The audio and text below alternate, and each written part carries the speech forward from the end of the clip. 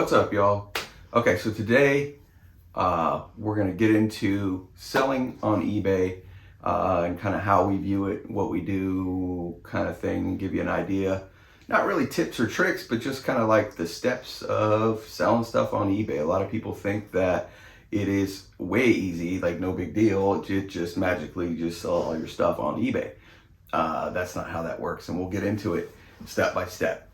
All right, so hang in with us. If you're new here, we appreciate you checking out our channel and our video. If you've been around for a while, welcome back. Yeah. So let's get into it. So I think first up is product. We sell motorcycle parts. You got to have something to sell. So I don't know if it's stuff that's in your garage. That's kind of how it started for us. Is I was working a job, not getting paid. So I needed to come up with some money. And what I was into was motorcycles. And we had parts from bikes that I had and changed out, take off stuff, whatever was in the garage. And I thought, well, let me at least sell this stuff, try to get some money as quick as possible. And it surely evolved into, now we have a warehouse with stuff. I mean, it's not huge. With a lot of stuff, though. A lot of stuff. I think currently right now we have just about 1,600 items on eBay. Yeah. It ebbs and flows. It's been higher. It's been lower. It's not crazy. There's people with 10,000. Right. Most of the people with 10,000 though, they have like brand new stuff that's like easy. Right. So that's something to keep in mind is, you know, if you Yes. can buy prepackaged stuff or New in the package stuff. that makes your life a whole lot easier because it's 100%. one shipping rate. It's one package it goes into. All of those things. Yeah. For us, it's every part is different, which is probably the next part that some eBay sellers don't have to deal with that we do. We have to clean our parts. Some people choose not to, but then also their stuff probably doesn't sell as fast or for as much money because they don't take the time to clean the stuff. Yeah. You can just throw a bunch of dirty old junky items on the internet and maybe somebody will buy it, but you got a far better chance if A, you clean it when you get it. And also a part of the cleaning thing is also like an inspection stage. Right. Because sometimes you're getting used parts from others, or well, I don't know if you're buying parts lots or whatever, but you got to make sure the product you got is resellable. Right. Not defective, no cracks. Yeah. You no can't just broken list it up fins. and then, oh, you did all that hour worth of listing to figure out, oh, it's broken or the threads are mangled or it's cracked or, right. You know, something. So I think for us, like I said, step 2 is cleaning, but it's a process. There's a reason why the cleaning's not lower in the process. The sooner we can clean and really look at an item, the better off we are down the road. Then we know when it comes time to do the rest of the steps that product is actually ready to go. Right. And it also weeds out the junk. So if you've been holding on to a bunch of stuff and then it's broken and for some reason you've held on to it, it's time to get rid of it at that point. Like you could end the process with that one. Then, so after you got whatever product, part, whatever in this case, you get it back, you clean it up. Well, then you gotta, sometimes we get large parts lots from dealers or people or shops or whatever. There's just a bunch of randomness. I don't know every damn nugget of piece and bolt from every bike ever made. Right. So then you got to get into the research stage. Right. And sometimes this is like the most lengthy stage. And I think that there's some sellers out there, whether it be Instagram or eBay or whatever, that's kind of skip this step. Maybe they do the research on the pricing so that they know where they fall in there, but they don't do the research on what it fits. So that's huge, and I think that's one reason that we have been successful in this business is we take the time to find out what it fits. We can't always find it. If there's a part number, we're so excited. There's not always a part number. So it's a lot of measurements, it's a lot of looking at what other people have listed on eBay, it's a lot of Googling to figure out what make, model, year range it fits. And so familiarizing yourself with part numbers and, you know, for Harley specifically, they tend to end in a -03. We know that's from a 2003. That gives us a starting point. Doesn't mean we know what make or model it goes to. And it could fit up to a friggin' brand new bike. We don't know. Right. So you really got to do some internet investigating to try to figure it out. Some of the parts are real easy because I'm familiar with the bikes and it makes sense and I know right away what that's for, what it fits just off of seeing it. But shoot, there's a lot of stuff, man. And that's where Josh has an advantage over me. He tends to have that, like, oh, duh, babe, that goes to a Road King. I don't have that knowledge base. So for me, I'll often just hold it up and say, give me a starting point, because if you don't know anything about motorcycle parts, it makes it a little bit more daunting, but not doable. So then after you've got the product, you cleaned it, you researched it, you know what it is, know what it fits, kind of the year range. Now you got to move on to the listing portion of it. And in listing the item, obviously you're going to need to take photos of it. Take as many pictures as eBay will allow of the item. It used to be 12. I think it's up to 20 now. Yeah, and some items you don't need to take that many pictures because it's a simple item that doesn't have that many sides.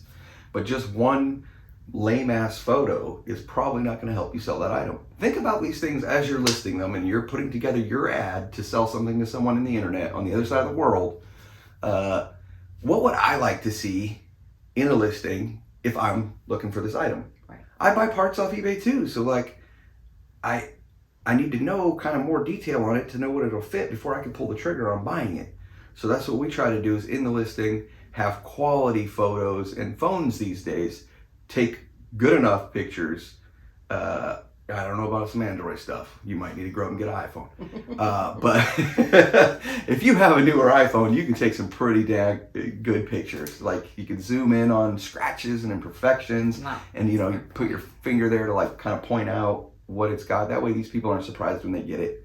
Yeah, it's still going to happen. You're not going to make everybody happy, but like if you can do all these things up front, it hopefully makes your stuff sell better, but then also will avoid any issues when the people get it. They're not like, holy cow, it's got this scratch, it's got this dent, it's got this whatever. Be transparent in your posting. Nobody wants to get a part that is worse. The best compliment we can get in our feedback, and we get it quite often, is it's better than I thought it was going to be. Yes. That we try to make it look as bad as possible, if that makes sense. Like, sure, the photos are clear and all the things, but we try to point out every single imperfection that we see when we're listing, because it makes it just better for the buyer when they get it. We're not saying we are perfect, because we definitely miss stuff, but we try to weed that out in the very beginning part of this process, which really, when you're listing it, you got to take a real thorough look and inspection on it and make sure it's not bent or, you know, anything like that. And that's kind of something in the cleaning process you maybe should have figured out, but somehow, you know, we still get things that we're like, till we get it on the table in front of a white background, that's coming next, you can really see the flaws or imperfections. And that doesn't mean you can't sell it. Yeah. It just, you know, if a tank's got a dent in it, that doesn't mean somebody doesn't want to buy it. They might be willing to fix it. Mm-hmm. You're going to offer it at a better price. It just means you have to tell them about it. Right. So the next thing is the background when you're taking these photos is really important. We don't use anything fancy. There are people that have like little setups behind their items or whatever. We have 6 foot long, the old school white floppy down shades that you get at Home Depot for like $25. Every once in a while we gotta buy another one because they get all dirty or they'll get tore or something. But we just mount them to the wall, pull them down. We have photo tables. We just pull them down and the parts go on that. And when we say photo tables, it's nothing fancy. It legit is wood from Home Depot, like a piece of plywood and 2x4s that we've made a photo table for it essentially. I'll try to drop a picture in. Right. I'll take a picture. Get an idea of what we're talking about. It's basic stuff, dude. We were doing this out of the garage. I was doing it out of shipping containers that we were renting at one point. We didn't just go from, hey, let me sell parts in my garage to like warehouse. That's not how that went for us. And for you, maybe, I don't know. Yeah. We'll talk a little bit more about our story at the end. We know most of you are here just to get these tips, so we'll get through those. Yeah. But for those of you who like longer videos, we'll kind of throw that in at the end. If you're out there in rural Tennessee. Yes, and you only can watch YouTube.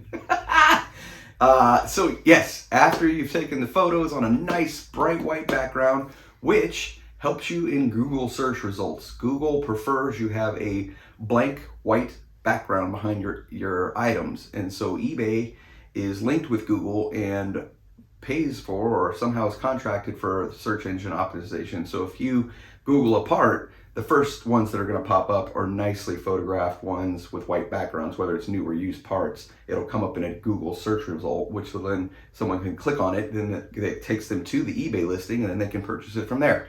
So you can get fancy with your backdrops, whatever, but word on the street is just keep it basic. Just plain white background. Right. And when we started, we tried different things. Like I can remember us laying exhausts on a giant red blanket in the living room. We thought like, oh, these are really going to stand out because we have a red background and nobody else does. It didn't work. Doesn't work like that. Keep it simple. Just do more listing. Then, so after you've done the pictures on your background, now you got to come up with your description, which is usually information you came up with out of your research stage. You're going to list what it is, what it fits, year ranges, whatever imperfections, all that kind of business to give people as much detailed information on, enable them to make a purchase. Right. We have some canned wording that we use in every listing, just about shipping and that type of thing, that I just save in a note, again, on my iPhone. So if you have a Droid, I don't know what you should do, but I just save it and we can copy and paste that into each listing. But we do really take time with that first paragraph or two to say, like, here's all of the things. And again, I think that goes a long way with the setting the expectations of the buyer. Yeah. So the next thing, well, now that you've got the product, you cleaned it, you researched it, you listed it, you took all the pictures, you put a big description, you've taken a bunch of time already. Now what are you going to do? You got to store it. And this I think is what sets like large sellers apart from small sellers, because you have to have the space to store the item. Right. So fortunately for us, we have gotten to a point where we have a warehouse and we can store things for as long as we need to store them. Some people can't. So you have to kind of take that into account. We're able to hold steady on our prices. We're able to hold fast and get, not top dollar, but the dollar that we're looking for the item. Whereas some folks, they need it out of their garage as soon as possible. We often get questions of things. People say things like, well, do you want to sell it or not? Of course we want to sell it, but do we want to give it away? No, right. We didn't do all this work for nothing. And we have a setup that allows us to store for as long as we need to store. Right. And that could be 2 days. It could be an hour. We've had things sell right after we've listed them. I don't know if maybe we're posting it too cheap or something, or it's just a rare item. Or it could be, we got stuff from 4 years ago. So you never know how long this stuff's going to take. And, we want things to sell as fast as possible, but also we can't do all this work to give the stuff away and not make any money. We have a warehouse to pay for, right? This is a business for us, not a side hustle. So take all of the information that we're giving you from that vantage point. We do this as a business. And if you're just looking to make some bucks off some junk you got in your garage, do it. Yeah. Do it.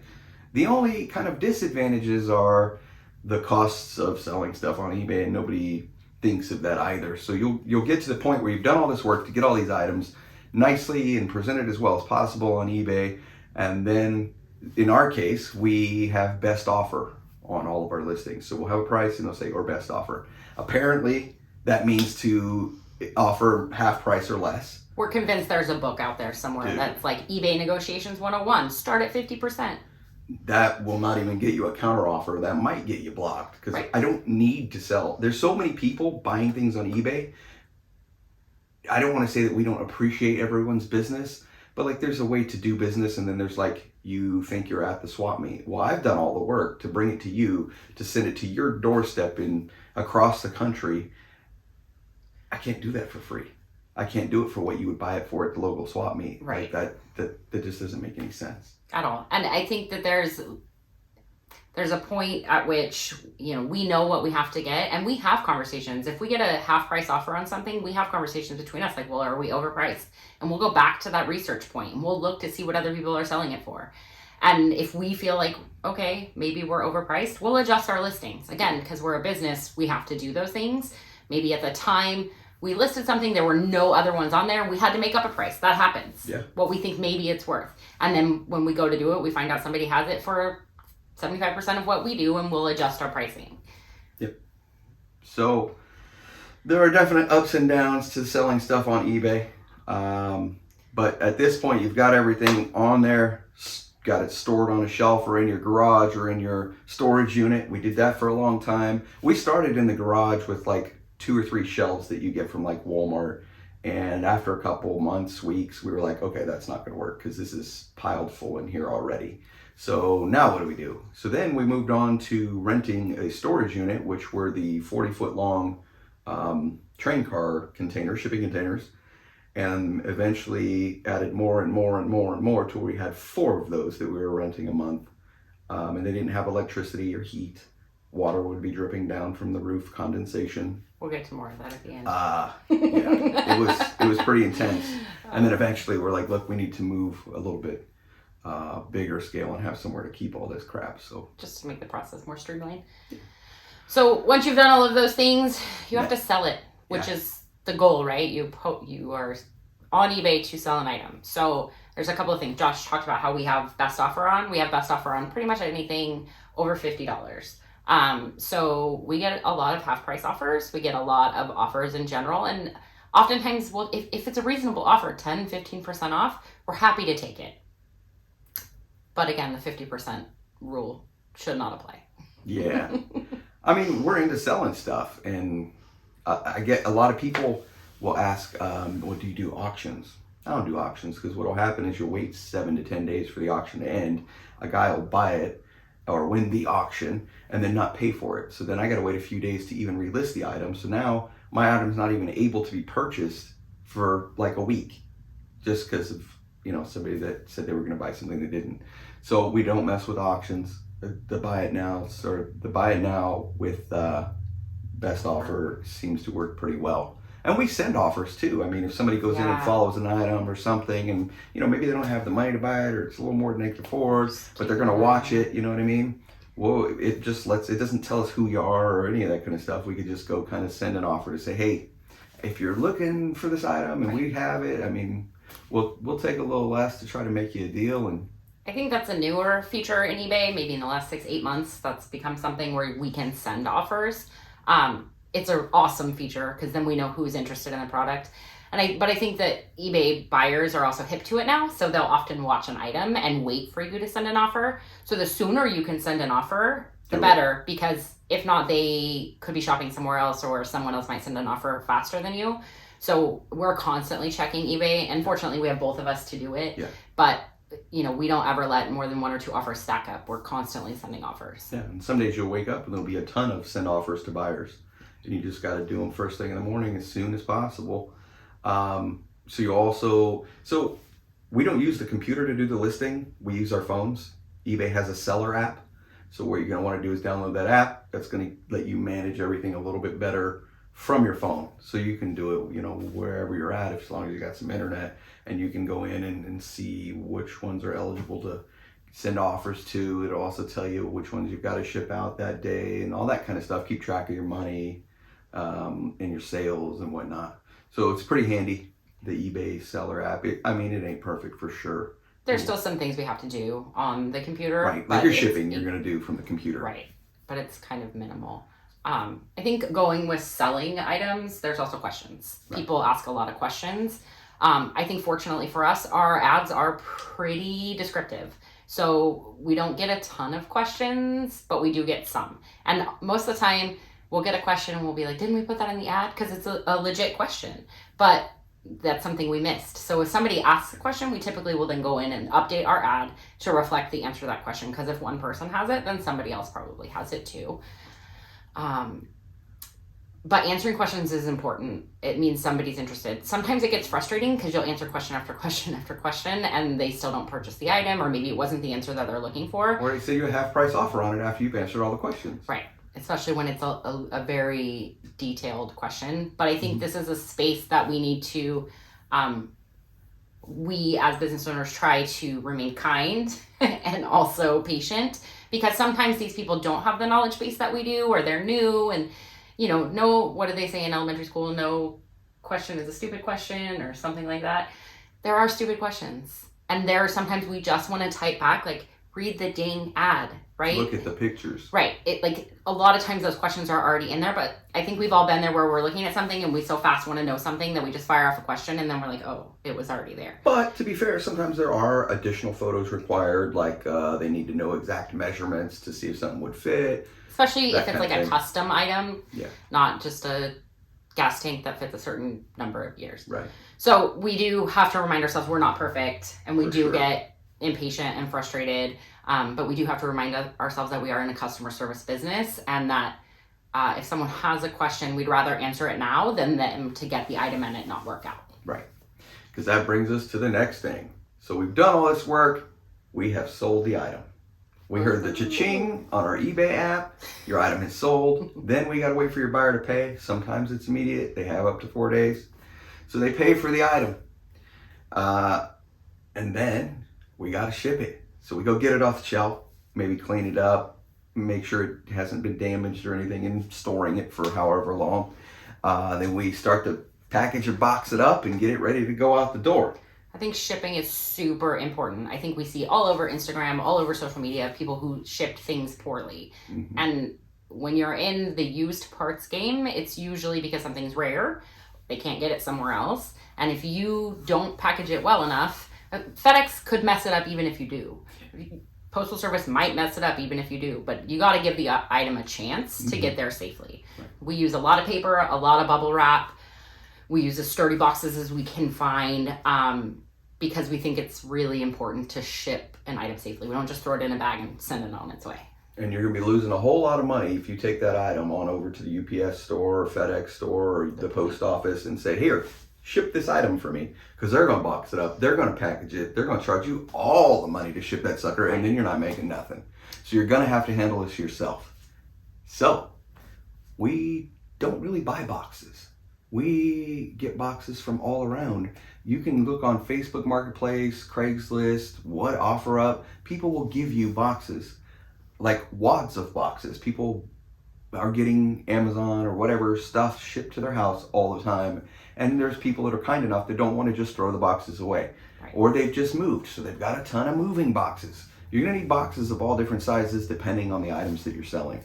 So we are super fortunate. We have a huge box pile that constantly is being replenished because everybody knows what we do and they give us boxes. Yeah. So that's huge. There are a couple boxes like for shipping seats or something that we've kind of figured out that is better for us to just buy, so we always have them on hand that fit certain items. Size. But we only have a couple of those. We get a lot of the free packing stuff from the Postal Service too. So USPS, we ship a ton of stuff in a padded flat rate. Yes. And so we order those for free through the website. Right. And get them cases at a time so that we always have them. I'm going to grab a padded flat rate envelope so they can see what we're talking about. Because I think that's real. I think while he's getting that, we haven't always had people bring us boxes. In the beginning, we definitely did take the van and load up and find the free boxes all the time. Same with the packing materials. Free packing materials, bubble wrap, paper. We don't like those little peanut things, but packing materials also, people, when they've moved, they have bags full and you can go pick them up.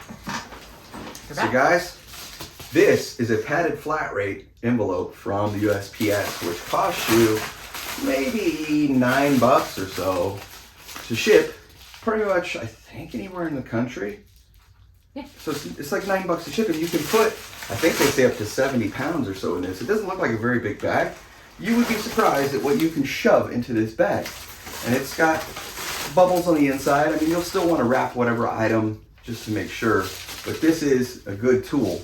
And you get these free from USPS.com. So I oftentimes will use two because they are free. And I'll package up one item in it and then stick it down inside another rather than using bubble wrap that we've purchased. You can shove a whole sweatshirt in there. We use eBay shipping platform to ship pretty much everything we have. So we personally ship through FedEx and USPS, but they do have UPS option as well.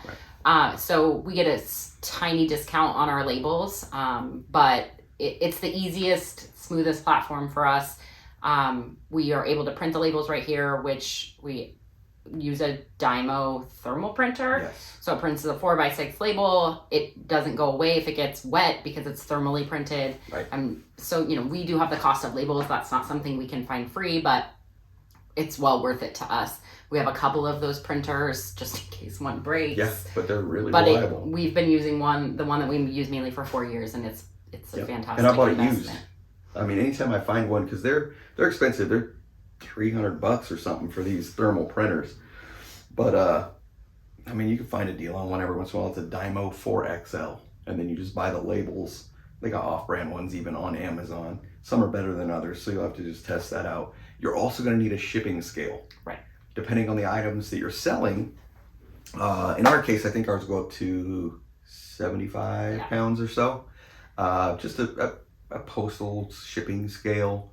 We bought a lot of them used in the beginning as well. Yeah. We have several kind of running around because when you list your item, you also need to weigh your item because we use eBay calculated shipping.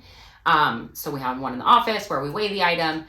We recently upgraded to a nice Dymo one because it has a bigger base on it to hold bigger boxes. But, really just, there's quite a few you can find used out there. I had something, but I forgot. Go ahead. So you need a scale. You need a scale. And a thermal printer is best, because otherwise you're printing out on paper and cutting paper out and taping it to boxes, and that can come off, and that's not good. Oh, I remember what I was going to say. So for shipping, we charge shipping. Yeah. We use eBay calculated shipping on all the items. There's a lot of people out there who do free shipping. The shipping ain't free. But the shipping is not free. So we price our items accordingly and charge for shipping. I know in the world of Amazon and all of the things where you can get free overnight shipping, basically, it does create kind of a problem. Sometimes people are frustrated. Like they constantly want us to throw in shipping. But for us, the best model has been, and again, I think it depends on what you're doing and what you're selling and all the things, but to charge for shipping. Yeah. When it becomes free to ship anything, then we'll be doing free shipping. Like that's the reality of it. Right. Shipping is ridiculous. Right. We can't afford to ship people stuff for free. And that might be an unpopular opinion. Some people say just raise your prices by $15 and charge shipping. And that's fine. If that's how you want to build your business model, it's just not what we've chosen to do. Right. And that's also why we don't take returns. This is another controversial. Yeah. They want eBay and everybody wants to be all free shipping, free returns. No. Because I'll tell you what will happen, and what has happened is we'll get somebody that buys, let's say, a motorcycle seat for their bike. A used seat or whatever that we have. A seat, for a bagger, that sucker's 32, 36 inches long. Some of them weigh upwards of 12 pounds. 15 pounds even. It's a big old box, a big heavy box, and the guy will be on the other side of the country and have bought this seat and then contacts me that it's just not comfortable. Right. Dude, I can't afford the 50, 60 bucks to ship that seat back. Right. Because when you want to return it to me, you also want your shipping back. Right. When, you ordered it. It just doesn't make sense for us, especially with used parts. So in the beginning, thankfully not lately, we experienced some things where we would send a part and people would swap out the part on their bike and then try to return the swapped out part, the defective part. So we, as a baseline, just don't take returns. Now, if somebody emails us and they say like, hey, my bad, I ordered the wrong part. Okay, we'll take it back, but you got to pay for shipping. Yeah, if something arrives defective or we missed something or it broke in shipping, we'll take it back. Yeah, we're going to take care of it. We don't ask you to file a claim with USPS or FedEx or anything. Half the time we'll just say, you know what, throw the item away, send us pictures, refund your money, and then we'll file a claim if that's what needs to happen. We definitely do try to take some of that off the buyer. But we also have to be cautious in people trying to take advantage of the eBay way or the Amazon way, where they just order some stuff and then return it. Because in my listing, I have something listed for a 1986 Softail, and they have a 2012 Dyna, and they order a wheel from that. Right. It's not going to work on your bike. Because they like the way it looked. No. So there does need to be some onus on the buyer. Like, if you ordered the wrong part, we will work with you as much as we can, but you've got to take some responsibility for the mistake you made as well. It's the world we live in currently. And as a consumer, I like being able to return things. So it's, it's hard to be a business owner who doesn't, but in the end, it hasn't hurt us. And we're very, like, if people reach out to us, we're very accommodating. Ask questions. But it also creates, for those that are actually reading the ad and they read, these folks don't take returns. They do their due diligence before ordering the part. They don't just push the button and order the part. They, for the most part, try to make sure it fits their stuff. Yeah. Or they'll ask a question just to reiterate, and we can have a conversation about it. And that's exactly what I do when I buy parts off of there. I try to narrow it down based on the information given. And if I got to ask any questions or for additional photos or something, I ask that before purchasing it to kind of ensure to the best of my abilities that whatever I'm ordering is what I need. Because usually when I'm ordering something, I'm kind of shopping for who could send it to me the fastest is what I'm looking for, because it's something I need usually right away, because none of us could wait. But that's what I look for, is who could ship it the fastest and is it the item that I need. So if they've done their work in the listing and the pictures and whatnot, and I can say, yep, that's what I'm looking for, boom, I go ahead and order it. And hardly ever do I think I've had to return something. Yeah. Like it's, That's a good point, not something we were planning on talking about, but handling time. So in the beginning when we started, we were same day handling. So basically if someone purchased the item, we had to ship it by midnight that night, no matter what time. So it was a lot of Josh running to the storage unit late at night to ship. Or a couple times a day. Yeah. No. After a few months, we went to one day handling. So that basically gives us 24 hours, Monday through Friday, to ship an item. So a a lot of people on eBay are one-day handling, but that's something to keep in mind when you're doing it. If you're doing this as a side hustle and you work a full-time job, you may not have the time to ship daily. So you might want to put it on 3 or 4 day handling. It might rule out people like Josh who are looking for it ASAP. But there's times that we put our store on vacation or we do other things that people are still buying stuff from us. They're not in a huge hurry. They're just stoked that they found the thing that they needed. Yeah, that could be it too. So I did put up on our Instagram story this morning to see if anybody had any questions. I kind of said we were going to make this video. So we did get a couple of questions in. Are you ready? Let's do it. All right. What is the most common question we get on eBay? Like, is it a fitment question? Usually. Yeah, usually fitment or maybe a better description of a damage on an item. The most question we get, will this fit my 2008 Softail? It's always a 2008 Softail. It's always something weird, but they're like trying to put some kind of part from a totally different bike on their bike, and they want me to confirm whether that's going to work. Right. And me not knowing what's been done to their bike. Is it 100% stock so that I can do the work for you and Google it to find out what your bike had so that I can tell you that my part will fit? That's a lot of it. We're very ambiguous in our responses, and we will say things like, look, we cannot guarantee fitment on any item. We don't know if somebody's bike's been customized, even though it's a certain set of year range. And so we, basically will say we can't guarantee fitment on any item per the part number. This is what it is supposed to fit. And if you need additional pictures or measurements, please let us know. And that really usually separates the serious buyers from the I'm not sure buyers. But if you've got new in the package items, usually you know exactly what it fits. It'll tell you what year range, part number, and it could be something that people could Google on their own even to find out real quick. And sometimes I'll do that. I'll Google it and take a screenshot of what I found and say, look, per Google, this is what I found. Hopefully it'll work for you. Yeah. Okay. So I think we talked a little bit about this before, but we can expand a tiny bit. So what do we do if something's taking a long time to sell? Go back in and see if there's other ones like it for sale. See if our pricing's out of whack. Are we looking for too much money? Right. Or the shipping, because we do use calculated shipping. Sometimes the shipping, we put in 10 pounds in a box like this and this and this, and we overestimate a little bit to make sure we're never surprised or it costs us a ton to ship something.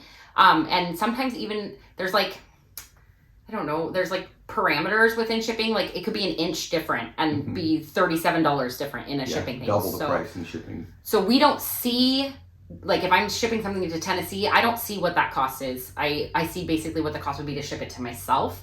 So we don't always see that the shipping is outrageous or unreasonable. So we actually appreciate it when buyers are like, hey, the shipping's super high on this. And we're able to kind of go back and say, oh my gosh, you know what? We can probably fit it in this smaller box. Or that's something we listed 3 years ago and we put in at a different service. It was 2. We fat fingered it and put 20. Right. So I think that, that's oftentimes things we reevaluate when something's taking a long time to sell. Again, we have an advantage that this is a business and we have a place to store it. So we're not in a hurry to sell any one thing. All right. So story time. We've touched a little bit about how we started or how the process has been for us. It's been about 4.5 years since Josh started doing this full time. And we started with stuff that was in our garage. FXR parts we had, just weird parts Josh had lying around. What did we do after we ran out of those parts? We didn't have money to buy motorcycle parts to sell. So what did we do? I found a free stroller on Facebook Marketplace. So we realized that maybe this was a spot that we could make some money, that reselling, originally we didn't think it was going to be motorcycle parts, just reselling in general. I wanted it to be motorcycle stuff, but I didn't have any money at that time. The motorcycle parts ain't free, so we had to work our way up. So we started with some free stuff. So I found a stroller on Facebook Marketplace, and I am a mom, and I happened to know that was a very expensive stroller. And so we drove out, picked up the stroller, and we sold it for $200, and it was free. We had to fix the handbrake on it, and we did that, and we sold it for $200, which was then $200 we had to then spend on motorcycle parts or on other things.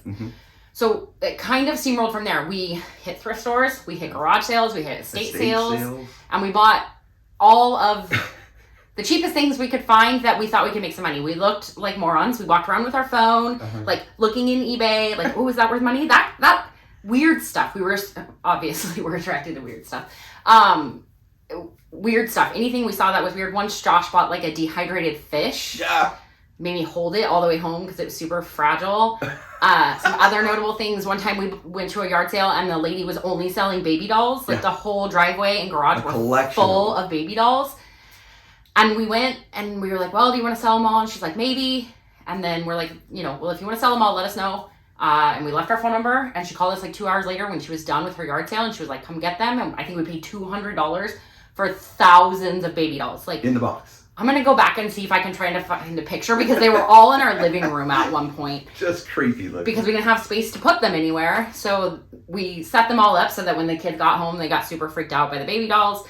But we sold baby dolls for a long time. I think they were in our eBay store for a year and a half before we sold so many of them that we were like, okay, we can get rid of the rest. Right. It was really anything we could make money on. Anything. Our regular Saturdays would be going to swap meets and estate sales and yard sales and wherever we thought we could find the deals, looking on Craigslist or Facebook Marketplace. And then Sunday evenings and afternoons specifically, we were the cleanup crew. So we would go around and people would post up all their yard sale, estate sale leftovers free.